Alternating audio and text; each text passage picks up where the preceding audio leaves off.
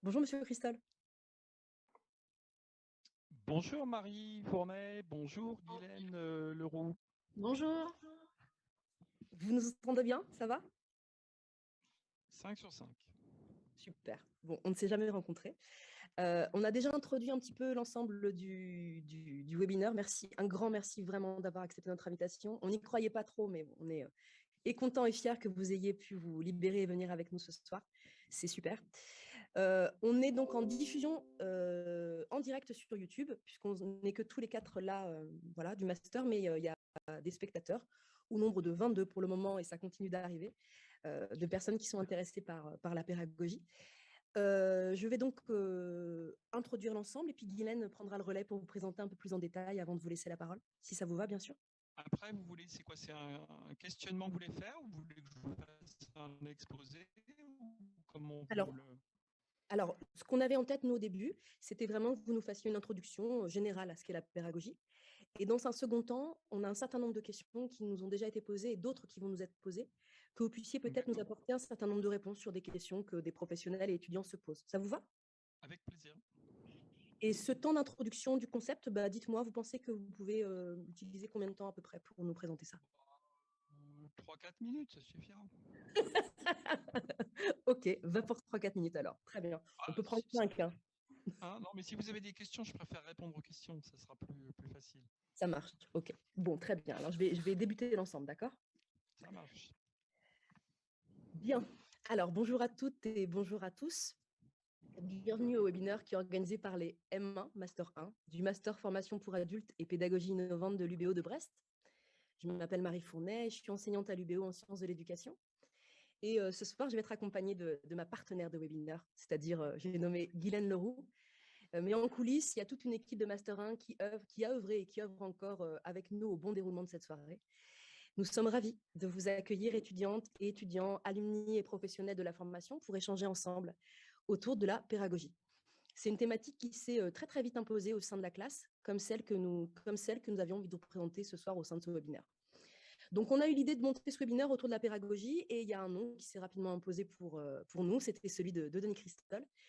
Et après quelques échanges, il nous a fait le plaisir d'accepter notre invitation. Donc, je vais laisser la parole à Guylaine Leroux, qui va nous présenter un peu plus profondément notre intervenant de ce soir. Guylaine. Bonsoir, Monsieur Christol. Merci d'avoir répondu à notre invitation pour ce webinaire sur la pédagogie. Donc, je vais vous présenter rapidement et je vous laisserai faire, si vous voulez, compléter si jamais j'oublie quelque chose qui peut faire du lien avec notre thème du jour. Donc, votre parcours, pour ceux qui ne vous connaissent pas encore, a débuté par les ressources humaines et suite à une recherche sur le management, vous avez fait une thèse en sciences de l'éducation. Aujourd'hui, vous êtes chercheur associé en sciences humaines à l'Université de Paris-Nanterre et vous êtes également directeur de l'innovation et de la pédagogie à l'APM, Association pour le progrès du management. J'ai bon? Vous avez tout bon, Guylaine. Ok. Vous avez publié de nombreux ouvrages et articles sur des thèmes. Moi, j'ai repris principalement les femmes et le management, les communautés d'apprentissage, on a travaillé dessus, et l'intelligence collective, donc parmi tant d'autres thèmes travaillés. Mais on voit déjà bien le lien en fait entre ces thèmes et la pédagogie. C'est aussi pour ça qu'on a choisi de vouloir discuter avec vous de cette thématique. Avant de commencer, pour rappel, pour ceux qui arrivent, pendant la présentation, nous vous invitons à tous ceux qui nous regardent là à nous envoyer vos questions par le chat et nous les transmettrons à Tony Christol au fur et à mesure. Donc, merci beaucoup à tous ceux qui sont là d'avoir répondu présent.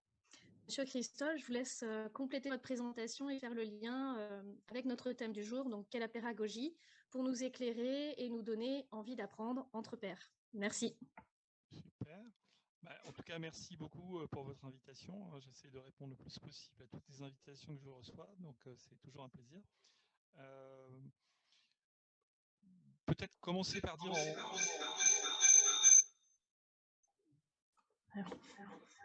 en quelques mots pourquoi la pédagogie, parce que il me semble qu'apprendre ensemble, c'est quelque chose qui apporte beaucoup de plaisir et de satisfaction. Donc ça, c'est un premier élément. Mais surtout, j'ai une conviction intime, c'est que Quand on apprend à apprendre ensemble, on produit plusieurs effets. D'une part, un effet de flow, un effet de bien-être, de satisfaction, où on sent de la vie qui court en nous. Et quand il y a de la vie qui court en nous, ça nous donne envie d'être vivant et ça nous donne envie de prendre soin de notre planète. Voilà, au bout de quelques années de pédagogie à laquelle j'arrive comme conclusion, c'est de dire que quand on est ensemble, quand on se sent vivant ensemble, on a envie d'être plus attentif à notre planète. Donc, pourquoi? Parce que justement, ce plaisir qui se développe de réaliser des choses plus grandes que soi, ça nous rend vivants, ça nous met en mouvement. Et quand on est en mouvement, on ne reste pas passif à ce qui se passe. Donc, c'est plus du tout l'idée de j'apprends pour ma carrière, mais j'apprends pour ma communauté, j'apprends pour mon territoire, j'apprends pour mon village. Donc, il y a quelque chose pour moi d'assez fort dans cette idée-là. Et ça rejoint des recherches que je mène actuellement sur la différence entre l'environnement d'apprentissage, qui est comme un décor dans lequel on va placer un individu. Donc le décor est beau, les figurants sont sympas, le metteur en scène, le réalisateur, tout ça c'est parfait, sauf que ça reste un décor. Et je distingue ça d'un milieu. Et le milieu, c'est quelque chose qui est interactif, qui est vivant, dans lequel je fais des choix, et je fais des choix avec les autres. Et toute ma recherche actuelle vise à justement travailler sur le milieu, ce que j'appelle la mésologie de l'apprenance, ou les milieux qui développent le désir d'apprendre ensemble. Voilà, donc ça, c'est ce qui me motive. Alors après, la pédagogie, c'est vraiment apprendre les uns des autres, pas simplement les uns à côté des autres. C'est vraiment intégrer plusieurs dimensions. D'une part, le désir d'apprendre ensemble, qui ne va pas forcément de soi.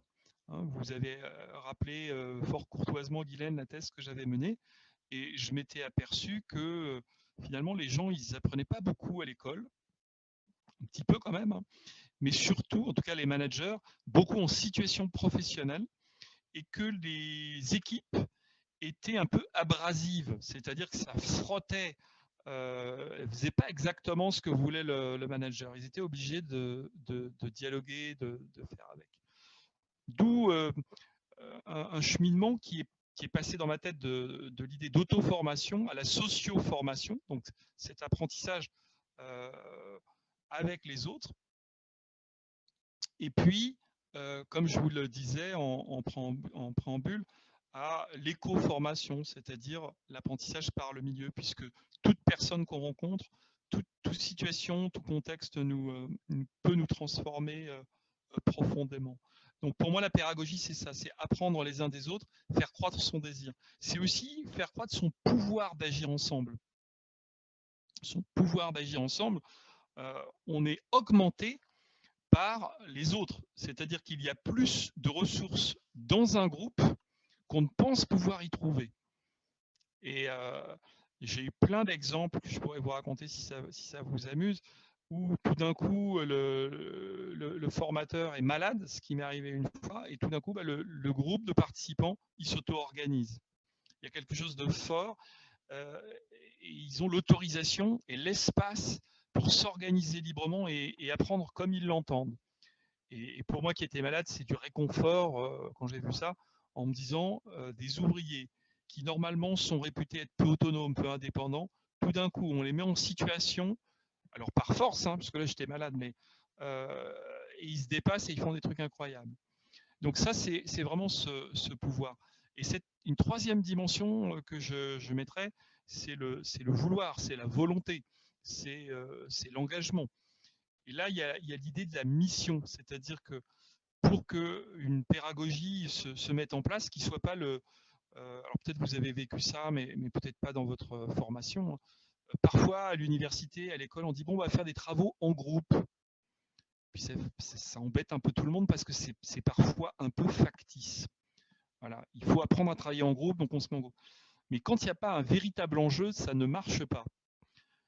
Par contre, quand il y a un vrai enjeu, quelque chose qui nous réunit pour de vrai, un intérêt commun, alors là, il se produit autre chose. C'est que le groupe a envie de se dépasser et il développe par lui-même la volonté de faire quelque chose. Voilà, donc en résumé, le vouloir apprendre ensemble, le pouvoir apprendre ensemble et le savoir apprendre ensemble qui se mettent en place dans la pédagogie. Voilà comme introduction ce que je pourrais vous dire. Ça, ce que vous dites me fait penser beaucoup à la philosophie qu'on entend autour de l'éducation populaire. Est-ce que c'est ancré un peu là-dedans? Est-ce que vous êtes familier de ça ou pas du tout? Alors carrément. D'accord. Moi j'ai été, quand je suis arrivé au CESIC, qui est une école d'ingénieurs, il y avait on appelait ça des ingénieurs de formation. Vous savez pourquoi d'ailleurs on dit parfois les ingénieurs de formation? Non, pas du tout. En fait, ça vient de Taylor. Quand Taylor a développé les bureaux des études, bureaux des méthodes, ça a été transposé du monde industriel au monde de la formation. Il s'agissait de monter des plans de formation, et donc les ingénieurs, on les a appelés des ingénieurs de formation. Et en 1926, s'est créée la Compagnie Générale d'Organisation Scientifique du Travail, qui est devenue la Ségos. C'était un outil de promotion de cette approche très rigoureuse, très méthodologique quelque part. Mais alors, j'ai perdu le fil de votre question. Je parlais d'éducation populaire et je trouvais... Alors, voilà. donc, du coup, cet ingénieur de formation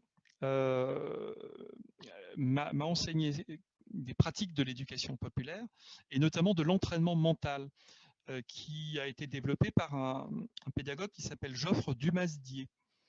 Joffre Dumasdier, je vous en raconte l'histoire, c'était une personne qui a été recrutée par Didier de Segonzac. Didier de Segonzac a été lui-même recruté par Pétain pendant la débâcle française, pendant la Deuxième Guerre mondiale, hein, à l'effondrement de la France, et il lui a dit il faut que tu fasses une école du chef. D'accord, une école du chef. Et donc, Joffre Dumasdier, plus d'autres personnes, commencent à créer une école du chef. Et là, ils s'aperçoivent qu'ils sont en train de fabriquer une école pour servir l'occupant nazi. Qu'est-ce qu'ils font? Ils se sauvent dans le maquis du Vercors, du côté d'Uriage, et ils forment les cadres de la résistance. Et pour une grande partie, cette tradition de l'entraînement mental a irrigué l'éducation populaire. L'éducation populaire est plurielle, elle ne vient pas que de l'entraînement mental. Mais moi, j'ai été travaillé et porté par ces approches-là. Malheureusement, l'éducation populaire et ses pratiques pédagogiques sont moins voie de cité dans le monde de l'entreprise, alors qu'il y a des trésors qui sont cachés dedans. Hein, si je reprends de l'or, les trésors sont cachés dedans. Donc l'éducation populaire, elle nous enseigne d'une part plusieurs logiques, c'est-à-dire cette logique de faire avec les autres, une logique de l'éthique, une logique de l'action publique, de l'intérêt général, qu'on va parfois perdre dans l'entreprise, et le faire ensemble, l'apprendre ensemble, sont au cœur de l'action. On apprend, on a les pieds nus, on n'a rien, mais on se met ensemble, et ensemble, on est plus fort. Et ça me fait penser, si vous voulez, votre question, vous connaissez la doctrine de l'Ubuntu? C'est la doctrine sud-africaine qui a été développée par Nelson Mandela, Desmond Tutu, et ils disent on ne peut pas être heureux si les autres ne sont pas heureux autour de soi. Voilà ce que dit l'Ubuntu. Et ben, moi, je pense que c'est pareil pour l'apprentissage. On ne peut pas apprendre pleinement si les autres n'apprennent pas autour de soi. Et ça, c'est typiquement ce qu'on va trouver dans la pédagogie, l'apprentissage entre pairs. Je vais aller au-devant de votre besoin, je ne vais pas attendre que vous l'exprimiez pour vous apporter de l'information qui va vous être utile pour vous développer. Donc, c'est autre chose qu'un cours programmé. Je sais que Guylaine, elle est passionnée d'éducation populaire. Bah, dès que j'ai quelque chose, paf, je lui envoie l'information. Je sais que Marie, elle est curieuse, paf, je lui envoie des articles de veille. Donc, il y a quelque chose qui est de l'ordre de je crée une culture d'apprenance qui va nourrir le désir d'apprendre des autres. Et les autres, dans une logique de don et de contre-don, ils vont me retourner des choses et ils vont me dire « Ah, c'est super » et ils vont me renvoyer des choses. Et donc, se crée comme ça une culture d'apprentissage qu'on va retrouver dans l'éducation populaire. Je vais vous poser une question qui a été posée dans le chat, mais je trouve ça vraiment très intéressant, cette notion autour de la désirabilité du savoir qu'avait abordé Foucault. Je trouve ça vraiment, c'est très important. Et il y a quelque chose qui est intéressant sur, finalement, dans ce que vous décrivez, la pédagogie serait finalement un moyen de rendre l'ensemble du savoir désirable et de créer des milieux optimaux. C'est un petit peu ça ce que vous décrivez? Ah oui, et je pense que c'est même encore plus fort que ça dépasse le savoir pour moi. La pédagogie, comme je vous le disais, je le fais remonter jusqu'à créer du vivant, mais c'est créer du vivre ensemble. C'est-à-dire que vous avez peut-être connaissance du bouquin d'Alice Miller, C'est pour ton bien. Dans son ouvrage, Alice Miller décrit la société française et allemande d'avant-guerre. Et elle montre comment l'éducation de la haine de l'autre, naturellement, produit les ferments de la guerre. Et après, l'autre, c'est juste une pourriture qu'on a envie de crever. Ça n'est plus un être humain. Donc, l'éducation qui a été étudiée par Alice Miller dans les manuels, dans les pratiques, a un rôle extrêmement important sur la façon de vivre ensemble.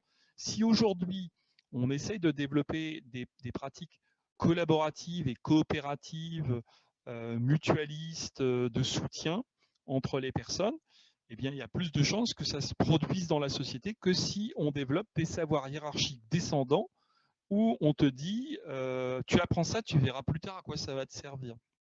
Bon, ça ne crée pas un être qui se tient sur ses deux jambes, hein, ça crée quelqu'un qui reporte à plus tard son rapport au savoir. Plus tard, je verrai, on verra. Bon, mais encore une fois, quand vous voyez tous les dirigeants et tous les managers, moi ce que j'ai vu beaucoup, où toute leur vie on leur dit tu vas être le meilleur, tu vas être le meilleur de ta promotion, tu vas être le meilleur de ton école de commerce, de ton école d'ingénieur, de ton université, il faut que tu sois le meilleur. Donc les gens, ils bossent dur, hein, ils passent le concours, ils obtiennent la formation la plus prestigieuse, et après ils se retrouvent dans l'entreprise. Et là, on leur dit oublie ces 25 ou 26 ans d'études que tu as faites, maintenant il faut que tu travailles en équipe. Il y a une sorte de choc mental qui opère, hein, on dirait de dissonance cognitive, où non, c'est pas vrai. Moi, pendant 25 ans, j'ai étudié pour être le major de ma promotion, pour avoir le meilleur poste, le meilleur job, et tout d'un coup, on me dit de travailler en équipe. Non, je n'y crois pas. Du coup, il y a une vraie difficulté à entrer dans ces approches, et ça nécessite de partir sur vraiment des questions importantes et essentielles pour que les gens aient envie d'y aller. Il y a pratiquement une visée humaniste dans ce que vous décrivez. Ça va bien au-delà de ça. Vraiment... Alors, je ne sais pas si c'est humaniste. En tout cas, moi, je crois beaucoup que la façon dont on apprend à l'école, à l'université, dans les environnements professionnels, ça fabrique de la société du vivre ensemble derrière. J'en suis intimement persuadé. Moi, j'ai découvert ça beaucoup lorsque je travaillais au CNFPT, qui est le Centre national de la fonction publique territoriale, et où on voyait qu'en mettant en place de l'apprentissage par étude, par recherche, mais sur les sujets qui intéressaient les personnes. Hein. C'est-à-dire que ce n'était pas les profs qui donnaient les sujets, c'était les participants qui amenaient leurs propres sujets. Ben là, il se passe autre chose et des coalitions d'équipes peuvent se mettre en place. Ça ne marche pas tout le temps, mais ça fonctionne pas mal. Alors, les Québécois sont assez forts pour modéliser là-dessus. Ils ont beaucoup de pratiques. Et je pense notamment à Thérèse Laferrière qui développe quelque chose qui s'appelle Knowledge Building, où on part des participants, excusez-moi pour mon accent anglais québécois, pas terrible, on part des participants et ils construisent leur question, qui est vraiment la question qui les intéresse tous. Et à partir de ça, ils bâtissent le cours et la recherche et le comment ils vont apprendre les uns des autres, les uns avec les autres. Ouais, c'est super. Merci beaucoup. Je vais laisser la parole à Guylaine. Il y a des questions dans le chat, notamment il y a la question de Nicolas.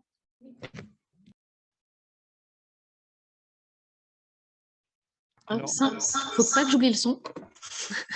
Pardon. C'est bon? C'est mieux? Ok. Je voulais juste rebondir sur cette notion d'intelligence collective dont vous parliez à l'instant et les communautés d'apprentissage. Je trouve ça intéressant ce que vous venez de raconter par rapport à justement nous, ce qu'on essaye de monter et de mettre en place, c'est-à-dire une communauté d'apprentissage, mais par les alumni en fait, de notre master. Donc je fais très bien le lien avec ce que vous venez de nous dire et ce que nous, on essaye de faire du coup. Super. Par contre, la question, effectivement, c'est la question des critères fondamentaux à respecter pour faire de la pédagogie. Donc là, vous en avez cité quelques-uns. Justement, la mise en action et la mise en projet par les apprenants. Est-ce qu'il y a d'autres critères, du coup, à respecter? Alors ce qu'on peut dire par rapport à cela, c'est que, d'une part, il me semble qu'il faut plutôt partir de situations réelles. Moi, je pense que des situations réelles, des situations d'enquête, des situations de projet, des situations de recherche collective, des investigations, des voyages ensemble, des situations qui interpellent réellement le réel dans lequel vous êtes sont plus puissantes, plus fortes que des cas d'école. Il existe des tas de tests ou des tas de façons de repérer comment les collectifs travaillent ensemble. Vous connaissez peut-être les travaux de Meredith Belbin sur les rôles clés pour travailler en équipe. Vous connaissez peut-être tous les tests sur la base de couleurs, où on vous dit vous êtes jaune, vous êtes bleu, donc vous pouvez plutôt travailler ensemble, etc. Donc, moi, je ne crois pas beaucoup à ça. Je crois plutôt à l'intérêt commun que les personnes vont nouer sur des questions qui les concernent. Et tout d'un coup, ils vont se mettre à avancer ensemble. Ça commence par deux. Souvent, on veut mettre les gens ensemble, en disant 6, 8 personnes, et hop, vous êtes une équipe. Ou je crée un univers, un site internet, et hop, vous êtes une communauté. Mais je crois que la réalité humaine, c'est plutôt de commencer par des relations physiques, à deux. Souvent, c'est la personne avec qui on va boire un café la première fois qu'on arrive dans le master ou dans l'entreprise. Et là, on a un point d'ancrage qui opère. Donc, on crée des petits points d'ancrage. Et puis, ces petits points d'ancrage, ils nous rapprochent.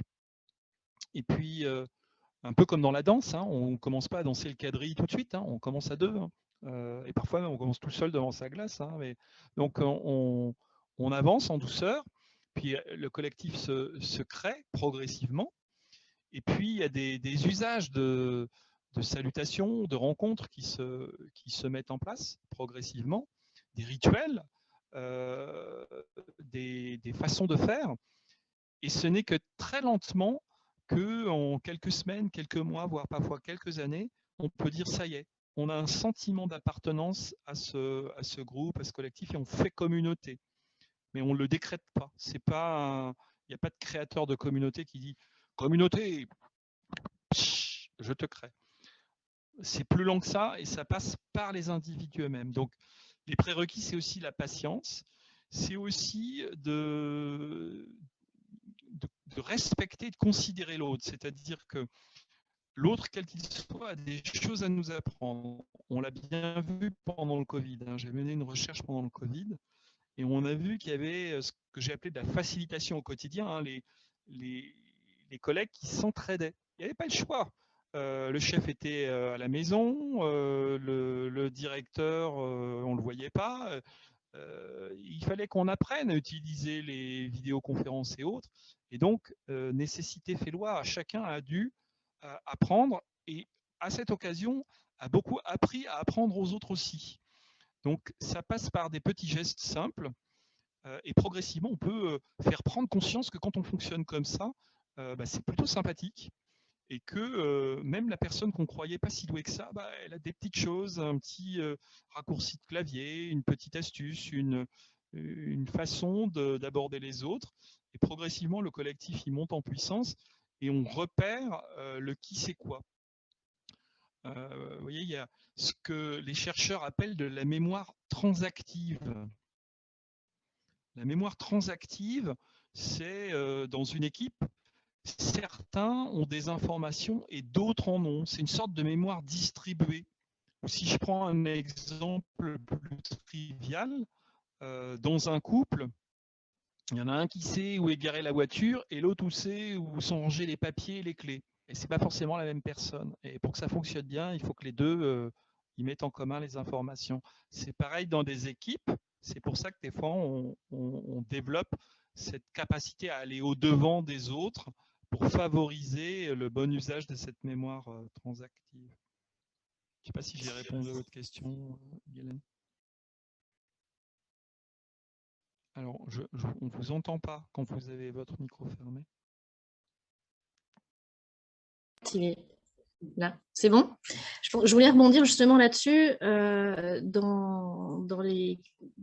Dans les communautés d'apprentissage, vous dites aussi que pour nous qui sommes futurs formateurs, le rôle du formateur, c'est d'être un facilitateur. Ça rejoint un petit peu l'exemple que vous avez cité tout à l'heure. En votre absence, finalement, les apprenants savent s'organiser entre eux et apprendre entre eux en partageant en fait leurs propres connaissances. Oui, alors, on ne peut pas tout partager, c'est pas valable pour tout. Hein. Je prends souvent l'exemple de dire l'apprentissage entre pairs de pilotes d'avion débutants, ça peut conduire à des drames, donc on évite, c'est pas valable tout le temps. Hein. Pareil, apprendre entre pairs la médecine à cœur ouvert, si on n'y connaît rien, ça peut être un tout petit peu dangereux. Donc il y a des domaines où ça s'y prête et d'autres où ça s'y prête moins. Par contre, effectivement, organiser les conditions de l'échange, du partage, ça passe par le fait que chacun sente qu'il a un rôle à jouer et qu'il participe du collectif. Donc, souvent, moi je parle de communauté restauratrice pour dire que la communauté, elle restaure des liens entre les personnes et ceux qui sont à la marge, qui s'expriment un peu moins, qui sont un peu plus fragiles, un peu plus timides, bah, ils ont une place centrale à jouer. Et il y a donc à organiser ou faciliter des prises de parole. Leur facilité, ça passe, c'est rendre facile la vie aux autres. Donc c'est d'avoir le souci des autres hein, dans le groupe. Donc ça veut dire faire attention aux émotions des autres, faire attention à leur corps, faire attention à ce qu'ils sentent, ce qu'ils ressentent. Vous voyez, c'est quand je vous parlais de la différence entre l'environnement et le milieu, vous avez un géographe français qui s'appelle Augustin Berck, et il reprend cette distinction, il dit la chauve-souris et le chien ont le même environnement, mais ils n'ont pas le même milieu. Parce que la chauve-souris, elle a un sonar pour se repérer, et le chien, il a une truffe. Donc, ils n'ont pas la même façon d'apprendre le monde. Et c'est pareil pour les êtres humains, c'est très difficile. Donc, il faut vraiment prendre le temps de s'apprivoiser mutuellement. Et puis, de petites choses en petites choses, on peut faire grandir l'envie de réaliser des choses. Les apprentissages sont un extraordinaire moyen de se lier, surtout quand ils sont croisés ou mutuels. Alors, du coup, je voudrais rebondir sur ce que vous décrivez comme le milieu, ce que vous décrivez comme étant le milieu. Et en tant que professionnel de la formation, je me pose la question sur comment finalement construire un milieu qui favoriserait cette pédagogie et aussi un soin. Vous parlez un petit peu finalement de soins pris aussi les uns avec les autres, etc. Quelle vigilance on pourrait avoir, nous, en tant que professionnels, sur si je veux construire moi un milieu qui fonctionne bien pour la pédagogie et que les apprenants entre eux prennent soin les uns des autres et apprennent les uns des autres également. Quelles sont les choses sur lesquelles je pourrais réfléchir? Qu'est-ce que je pourrais mettre en place? Alors, déjà, le milieu, il n'est pas construit par le pédagogue. C'est ça le problème, c'est que c'est un peu comme un paysage. Vous ne pouvez pas construire le paysage d'un autre parce que vous ne pouvez pas vous mettre dans ses émotions ou ses ressentis. Marie, vous êtes super en ski, donc quand vous voyez la montagne, vous dites « Waouh, une piste noire !» Moi, je suis nul en ski, ce qui est vrai au passage. Je vais voir ça à la montagne, je dis « Purée, je vais devoir aller là, qu'est-ce que je viens faire dans cette galère ?» On n'a pas le même regard du paysage. Donc, vous ne pouvez pas construire le milieu d'une personne. Vous pouvez construire son environnement d'apprentissage en tant que pédagogue, mais vous ne pouvez pas construire son milieu. Le milieu, c'est une construction personnelle. Et du coup, quand on travaille en pédagogie, on peut échanger des points de vue sur le paysage. Qu'est-ce que tu vois, toi? Ah, moi, je vois une promesse de descente agréable. Et toi? Moi, je vois un risque potentiel. Et toi, moi, je vois une voie où vous pourrez peut-être passer à pied de temps en temps et de temps en temps glisser.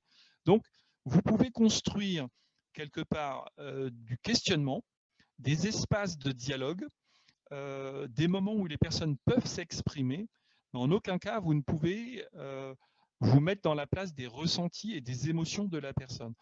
Donc, l'idée du milieu nous évite l'intention pour autrui.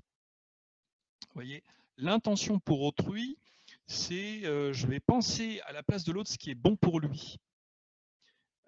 C'est ce qu'on vit encore quand je vous prenais le détour de Taylor et des ingénieurs de formation. C'est bien la maîtrise d'ouvrage et la maîtrise d'œuvre. Il y en a un qui commande et puis l'autre qui va exécuter. Sauf que l'apprenant, c'est une sorte de boîte noire. On ne sait pas ce qui se passe dans son cœur et dans son cerveau, même si on peut mettre des scanners, on ne voit pas tout quand même. Et du coup, il y a une part de liberté qu'il faut lui offrir. Et cette part de liberté, elle est essentielle pour qu'il puisse développer l'autodirection de ses apprentissages. S'il n'a pas le sentiment d'autodiriger ses apprentissages, il va diminuer sa motivation à apprendre. Ce n'est pas mon objectif, c'est celui d'un autre. Donc, je dirais que le pédagogue qui adopte une posture de facilitateur, pour éviter l'intention sur autrui, il va avoir une intention sans programme. Alors, c'est assez angoissant, hein, une intention sans programme, quand on est en permanence à apprendre à faire des programmes avec des objectifs, des contenus, des ressources, le qui fait quoi, vous voyez, le scénario pédagogique qu'on enseigne. Donc ça, c'est très, très angoissant de se dire, je vais avoir des intentions sans programme. Je renvoie en fait aux travaux de Carl Rogers, La liberté pour apprendre. Et donc, si vous voulez fabriquer ou accompagner, je dirais plutôt, que construire un milieu, si vous voulez accompagner le milieu des autres, il faut leur laisser des espaces libres ou des cadres poreux. Vous voyez, cadre poreux, c'est bien fou ce que je vous raconte. Vous avez une intention, mais vous ne savez pas exactement comment elle va être emparée par les participants eux-mêmes. Et eux, ils vont bouger là-dedans. Et il faut qu'ils aient des prises d'initiative pour se déplacer, se sentir libre, se sentir vivant et dire je peux réaliser mon potentiel. Vous les contraignez un peu moins. Oui, mais du coup, je me fais un peu l'avocat du diable. On vit dans un monde contraint. Cette contrainte-là aussi, problématique qu'elle puisse être, engendre une forme de sécurisation chez l'apprenant. Est-ce que cette liberté-là, donnée en amont auprès de gens qui ont vécu dans ce monde contraint, dans ce monde aussi scolaire contraint, ne peut pas engendrer une certaine forme d'anxiété? Au début, j'entends. Et oui, vous dites oui, c'est ça? Oui, oui, vous avez raison. En fait, il y a alors déjà ce que je raconte n'est pas valable pour tous les publics et tout le temps. Il faut vraiment contextualiser. Mais on peut intégrer j'ai pas de certitude en pédagogie, sauf que rien n'est sûr et qu'il faut être assez prudent. Donc, il faut éviter les interventions dommageables. C'est-à-dire, je me crois super pédagogue et je mets les autres en danger. Il faut regarder où les autres en sont et où est-ce qu'ils sont capables d'aller. Il faut partir d'eux, pas de soi. Et en fonction de là où ils sont capables d'aller, on peut mettre, parce que c'est un peu notre métier de faire la médiation, on peut mettre des passerelles plus ou moins faciles, des difficultés plus ou moins grandes. Si la difficulté est trop grande, j'y vais pas, j'ai peur. Si elle est trop facile, ça m'intéresse à peine parce que c'est trop simple. Ça, c'est ce que nous dit Albert Bandura sur ce qu'il appelle le sentiment d'efficacité individuelle. Donc, dans le sentiment d'efficacité individuelle, il vous met en situation de un petit peu de risque. Et quand vous avez vaincu ce risque, bah là, vous êtes gonflé. Ça y est, j'y suis. Et vous avez appris que vous pouviez apprendre et dépasser des difficultés. Donc, pour moi, il doit y avoir un léger décalage entre le pédagogue qui ouvre des situations et puis les participants qui sont à même d'avoir des prises. Vous voyez, apprendere en latin, c'est prendre avec soi. Donc, cum prendere, c'est prendre avec soi, pardon. Apprendere, c'est les prises. Donc, quelles sont les prises que vous donnez pour que les participants de votre dispositif puissent s'y investir et non pas simplement exécuter des exercices et des instructions. Donc, le degré d'ouverture, le degré de porosité du cadre dont je vous parlais, il dépend des publics, de leurs habitudes, du temps que vous avez. Peut-être parfois il faut des sas par lesquels passer pour que les personnes soient un peu chamboulées dans leurs repères et aillent vers autre chose.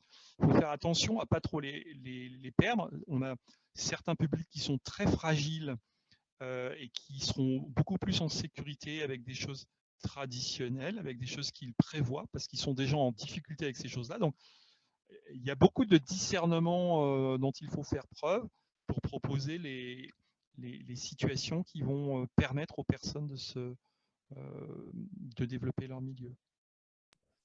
D'accord, ça marche. Merci beaucoup. Guylaine, est-ce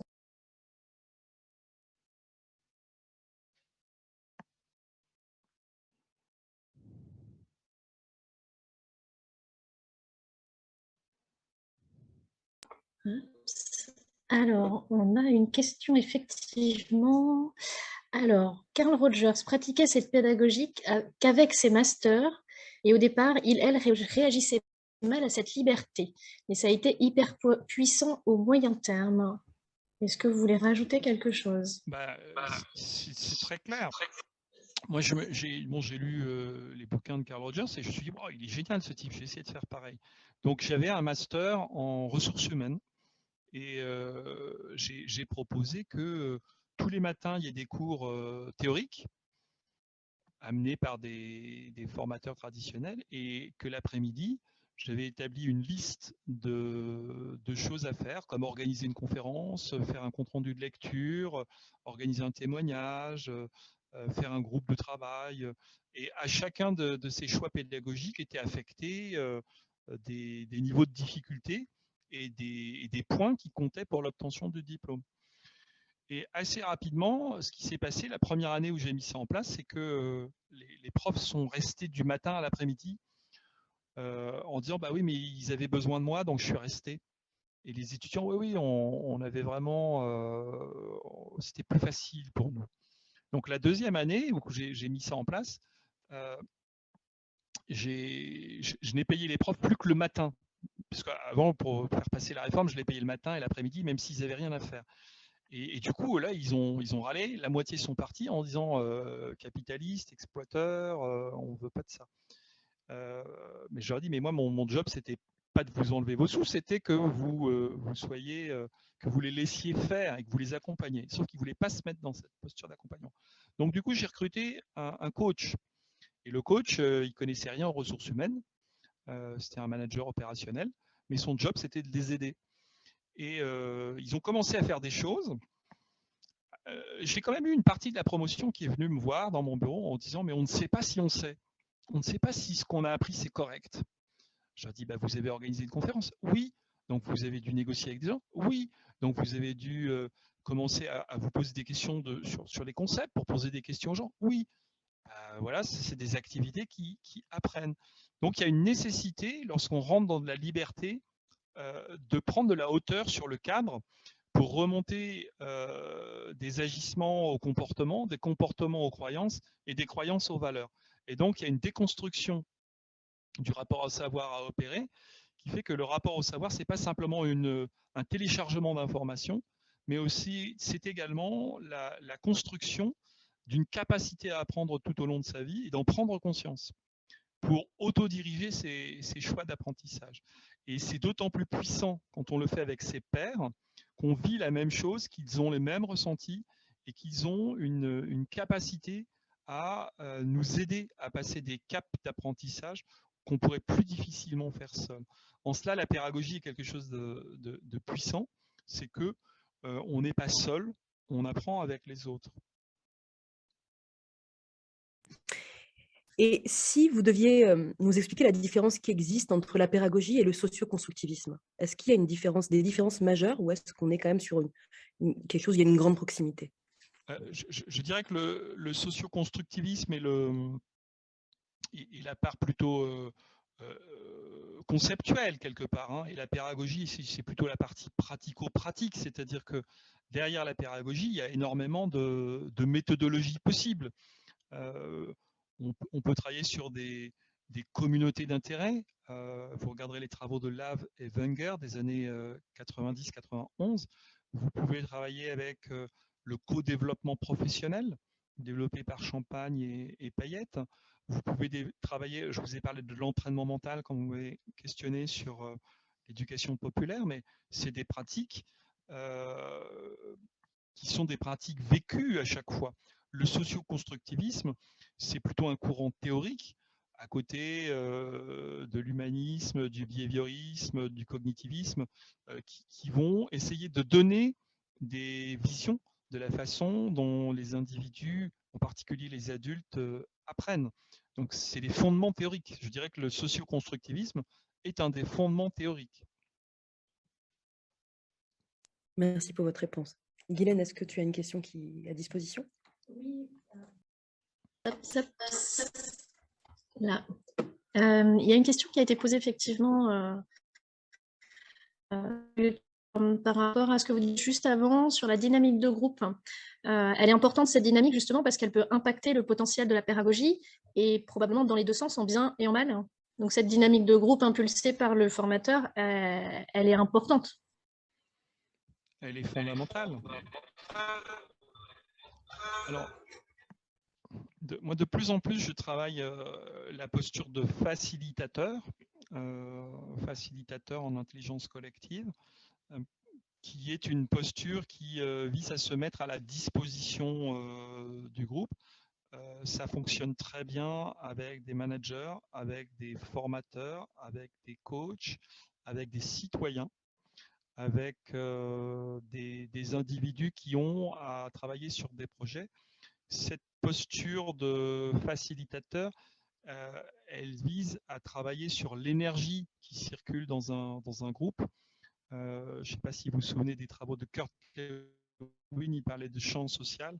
Moi, j'aime bien l'idée d'énergie. Cette énergie, moi, j'ai découvert ça en faisant une formation au massage Tuina. C'est un massage, vous remplacez les aiguilles par de la digiponcture. Donc, au lieu de planter des aiguilles sur le corps d'un individu, vous pressez. Donc, c'est quand même moins violent. Et donc, ça emmène une philosophie chinoise de l'énergie. Et pendant 5 ans que je me suis formé à cette façon de masser, il y avait cette idée de faire circuler les énergies dans le corps. Et je me suis dit, mais ça, c'est exactement ce qu'on peut aussi avoir dans les groupes humains, faire circuler les énergies. Donc la facilitation en intelligence collective, c'est faire circuler les énergies dans les groupes humains. Donc vous avez des énergies qui sont positives, d'autres négatives, hein, si je peux utiliser ces mots-là, qui sont tout le temps changeantes. Donc il y a des énergies de réchauffement et d'autres de refroidissement. Et elles ont leur intérêt dans les groupes et dans les collectifs. Et donc, favoriser le moment où vous montez en énergie quand il y a besoin, ou au contraire de se recentrer, de s'ancrer quand il n'y en a pas besoin.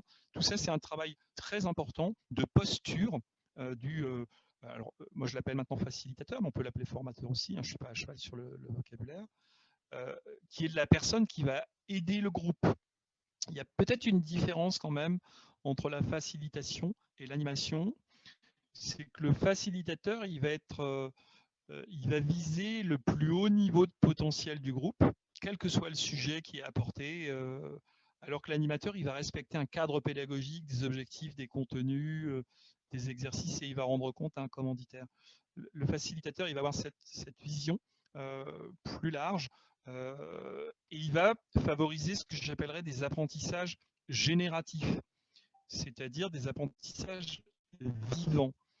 Moi, je fais un lien très fort entre apprendre et vivre. Comme je vous l'ai dit au départ, on ne peut pas apprendre sans vivre. Si vous n'êtes pas vivant, vous ne pouvez pas apprendre. Et quand on est vivant, on ne peut pas faire autre chose qu'apprendre. C'est le propre de l'être humain. Donc, vous pouvez remplacer dans tous les proverbes que vous voulez le mot apprendre par le mot vivre.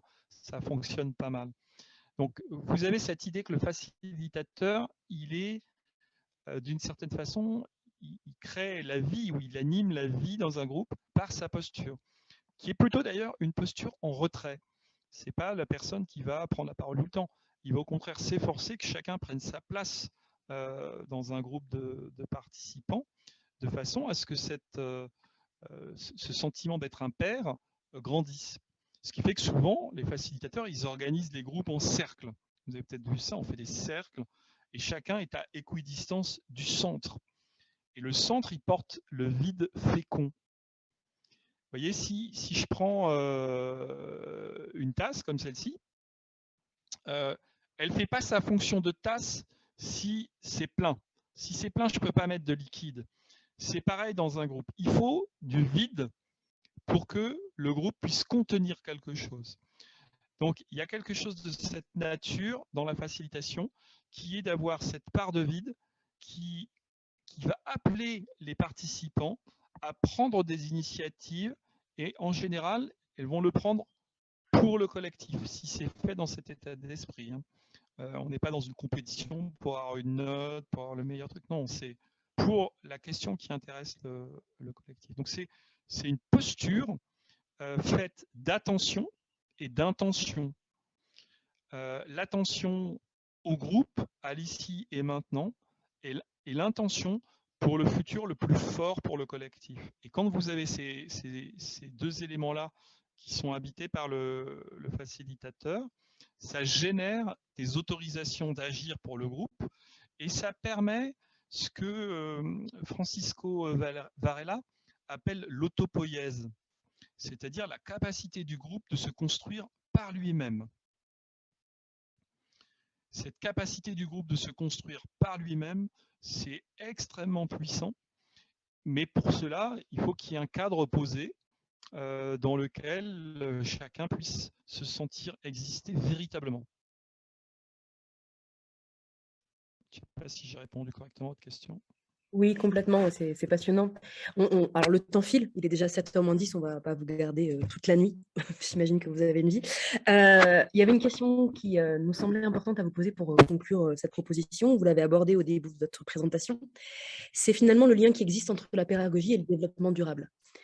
Il y avait quelque part cette idée de tous ensemble un peu pour sauver la planète. C'était quelque chose qui était émergent dans votre discours. Est-ce que vous pourriez nous détailler un peu plus ce que vous entendez par là, s'il vous plaît? Oui. Moi, j'ai commencé à travailler sur l'auto-formation. Avec la thèse que j'ai faite sur les managers, j'ai vu qu'il y avait une part d'apprentissage professionnel informel extrêmement fort, qu'on sait mesurer depuis les années 50 avec les travaux de Taos à hauteur de 70% d'apprentissage professionnel informel. Et puis, je me suis aperçu qu'il y avait cette friction avec les autres qui m'a emmené à travailler sur les questions de sociodidaxie et de socio-formation. Donc, on apprend jamais seul, mais quand on mêle son désir à celui des autres, il se produit quelque chose d'encore plus fort. Et là, j'en arrive à l'idée d'éco-formation, qui est l'idée que quand on sent le vivant en soi et dans un groupe, eh bien, il y a quelque chose qui se produit, qui nous rend plus conscients de soi-même, de nous-mêmes. Hein, le plus court chemin vers soi, c'est l'autre, nous disait Paul Ricoeur, le philosophe Paul Ricoeur. Et quand on est plus conscient de soi-même, tout d'un coup, on est plus conscient de la beauté de la vie. On s'arrête et on renifle les fleurs quand on en croise une, ou on contemple un arbre, ou on voit la beauté des choses. Et ça, je pense que ça passe par cette capacité de se sentir vivant à l'intérieur de soi. Donc, pour moi, il y a un lien extrêmement fort, à la fois en termes de posture, hein, il y a une forme d'écologie intérieure qui se développe de cette façon-là, où notre façon de penser le monde va avoir une visée sur l'extérieur du monde. Et puis, il y a quelque chose qui se produit, c'est qu'à un moment donné, si je me sens plus vivant et que je suis plus attiré par la vie, j'ai envie de faire des vrais choix dans ma vie. Et souvent, j'observe ça d'ailleurs chez les gens qui vont dans le domaine de la formation. Certains ont été banquiers, certains ont été assureurs, et puis il y a des reconversions ou même des plus jeunes, hein, et ils se disent j'ai envie que ça serve à quelque chose. Et quand ils se posent profondément la question mais à quoi ça sert, ils vont se dire bah, c'est être plus vivant, à aider les autres. Et pourquoi bah, pour vivre une vie meilleure. Et pourquoi mais parce que j'ai envie de vivre sur une planète agréable dans cette vie meilleure.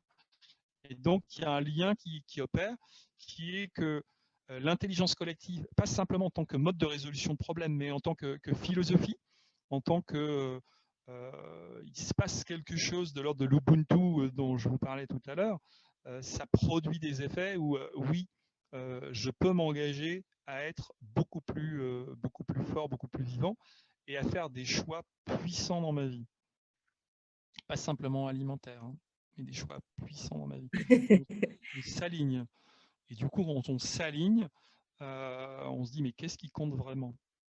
Qu'est-ce que j'ai? Voilà, je ne sais pas si je réponds correctement, Marie.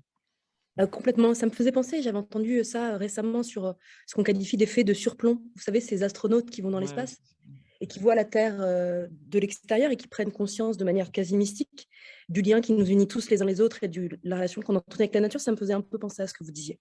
Ouais, mais je suis complètement d'accord. Alors, j'aimerais bien vivre cet effet de surplomb, mais les seuls, comment dirais-je, on peut se baigner dans des constellations humaines, hein, spatiales, c'est plus dur. Et quand on le fait vraiment, il peut se passer des choses incroyables, hein. Pour vous donner un exemple, hein, je me suis mis un jour station Bastille, station de métro Bastille à Paris, qui est une station où vous avez une foule de gens qui n'imaginez pas.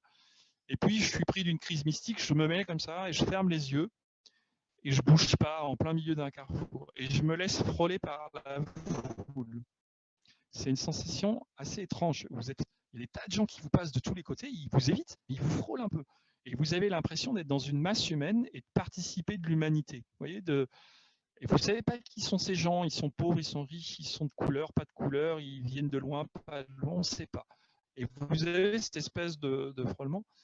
Et je trouve que cette idée du milieu humain qui nous façonne, que nous façonnons, dans lequel on est imprégné, qui nous imprègne, ça nous renvoie à l'idée, une idée forte, hein, de pourquoi on est sur cette planète. Alors peut-être que j'ai des raisonnements comme ça parce que j'ai 55 ans et qu'à un moment donné, vous dites, mais à quoi ça sert vraiment? Est-ce que c'est juste pour faire du chiffre d'affaires en plus? Alors j'ai fait plein d'écoles commerciales, hein, donc j'ai formé plein de vendeurs, mais à un moment donné, pourquoi apprendre? Il faut y rajouter une dimension axiologique forte. Quel est le sens de tout ça? Être un vendeur, très bien, mais un bon vendeur, et donc quelle est ma contribution à l'humanité?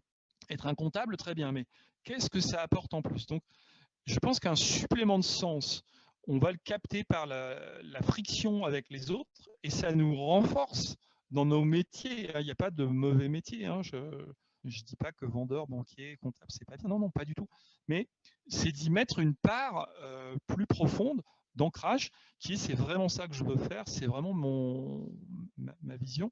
Et si c'est vraiment ça, je le fais bien. Et si je le fais bien, eh bien j'ai envie de le faire en respectant la vie, parce que quand je pars en vacances, je vais dans la nature. Je vais pas, enfin le plus souvent, je vais pas au fond d'une cave. Bon, j'essaye de bouger. Ouais, c'est passionnant, ouais, c'est vrai. Merci en tout cas beaucoup. Je vais laisser la parole à Guylaine pour la conclusion. Des éléments à retenir? Tu me dis, hein, sinon j'y vais. Non, c'est bon, il n'y a pas de souci. Le son. Déjà, je vais commencer par vous remercier d'avoir pris le temps de répondre à toutes nos questions. Ça nous fait vraiment plaisir d'avoir pu avoir affaire à vous ce soir. Je vais me faire charrier pendant très longtemps, je pense. Voilà, vous nous avez apporté beaucoup de matières. Alors, certaines qu'on a déjà vues en cours et puis d'autres, je pense qu'on va devoir revoir par la suite, remobiliser parce que c'était vraiment très, très riche tout ce que vous nous avez apporté là. On a relevé quand même quelques petits points, voilà, pour conclure. Ce qu'on va retenir, donc la notion de plaisir et de satisfaction à apprendre ensemble qui est importante et qui donne l'envie d'être vivant. Et comme vous disiez, la vie, l'apprentissage, on va essayer de garder ça en tête, et qui donne l'envie de se mettre en mouvement, de se mettre en action, en projet avec les autres et pour les autres. Ça, je pense que voilà, dans nos futurs métiers, c'est quelque chose qu'on doit garder. Alors moi, ce qui m'importe particulièrement, et vous êtes revenu dessus plusieurs fois, c'est que le formateur a un intérêt à être un facilitateur parfois, et pour proposer notamment des espaces de dialogue aux apprenants pour qu'ils s'investissent, qu'ils les investissent, et pour influencer la dynamique des groupes. Et puis, cette notion d'appartenance aussi qui passe par la relation entre les individus dans la durée, mais aussi par l'attention et le respect entre individus dans la communauté, où chacun doit sentir qu'il a un rôle à jouer. Cette notion de rôle est importante, je pense aussi.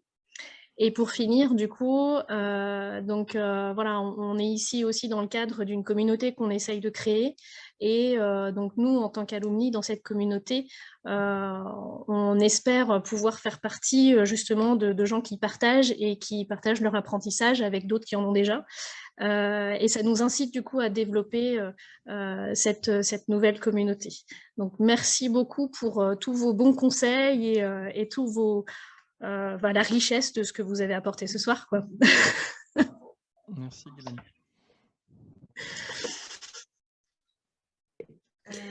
Voilà, je pense qu'on va s'arrêter là. Merci beaucoup pour tous les gens qui étaient sur YouTube à vous écouter et qui ont posé des questions aussi. Merci pour cette interactivité. Et puis, moi, je remercie Marie d'avoir été avec moi ce soir. Je te laisse finir si tu veux. Très bien, merci. Merci beaucoup. Merci beaucoup. Pardon, je vais y arriver. Mais, ouais, ok. Merci beaucoup, Denis, pour d'avoir partagé ce moment avec nous. C'est un grand plaisir.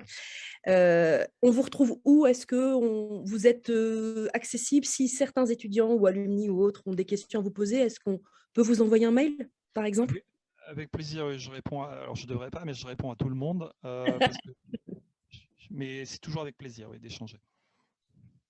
Donc, on me trouvera facilement sur LinkedIn.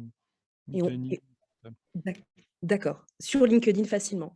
Et on me dit dans l'oreillette que vous venez de sortir un bouquin. Oui, c'est vrai. Ok, très bien. Bon, merci en tout cas à vous. Merci à tout le monde d'avoir été présent ce soir. Je vous souhaite une très très bonne soirée et puis j'espère à bientôt. Merci. Merci beaucoup. Au revoir. Au revoir. Au revoir. Au revoir Marie, puis au revoir à tout le monde. Merci beaucoup. Au revoir Denis. Hop là.